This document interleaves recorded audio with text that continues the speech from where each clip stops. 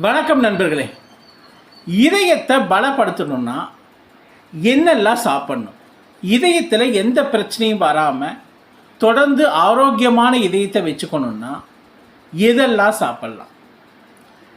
எதெல்லாம் சாப்பிட்லாங்கிறதுக்கு முன்னாடி நம்ம ஒர்க் அவுட் எக்ஸசைஸ் அப்படின்னு சொல்ல வாக்கிங் ஒரு 10,000 அடி டெய்லி நடக்கணும். தண்ணீர் நல்லா குடிக்கணும். சூரிய ஒளியில் இருக்கணும். இதையை தாண்டி நம்ம என்னென்ன சாப்பிட்ணுன்னா, ஒன்று மீன், கொழுப்பு நிறைந்த மீன் வகைகளை அதிகமாக எடுத்துக்கணும். இதில் ஒமேகா 3 ஃபேட்டி ஆசிட் அப்படிங்கிற ஒரு காம்பவுண்ட் இருக்குது. இது பார்த்திங்கன்னா இதயத்தை நல்லா ஃபங்க்ஷன் பண்ணுறதுக்கும் நம்மளுடைய கொழுப்பை கலோரிகளை குறைச்சி நம்மளுடைய மூளையையும் இதயத்தையும் நல்ல விதமாக செயல்பட உதவுது. இந்த ஃபிஷ் ஆயில், அதாவது ஒமேகா 3, இந்த ஃபிஷ்ஷில் மத்தி மீன் சொல்லக்கூடிய மீன்கள்லேருந்து எல்லா விதமான மீன்கள்லேயும் அதிகமாக இருக்குது. மத்தி மீனில் கொஞ்சம் ஜாஸ்தியாக இருக்குது. இந்த ஒமேகா 3 கொழுப்பு மீன் வகைகளை அதிகமாக எடுத்துக்கோங்க. இது இதயத்தை பலப்படுத்துறதும் இல்லாமல் உங்களுக்கு வேணுங்கிற புரோட்டீன் சோர்ஸை கொடுக்கும். 2 பார்த்திங்கன்னா முழு தானிய வகைகள்.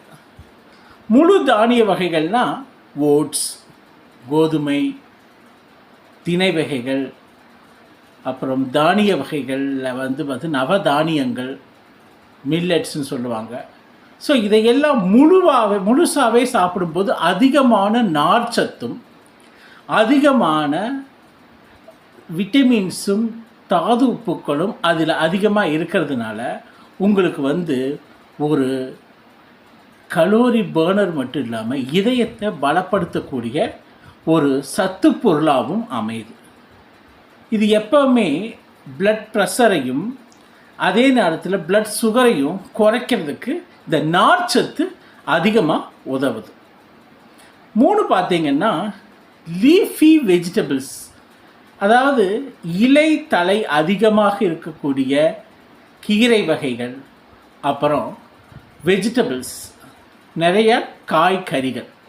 இதை ரெகுலராக டெய்லியும் சாப்பாட்டில் 3 வேளை எடுத்துக்குங்க.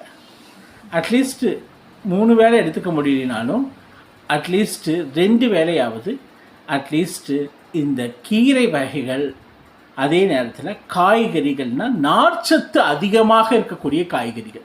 இந்த நார்ச்சத்து காய்கறிகள்னால் பார்த்திங்கன்னா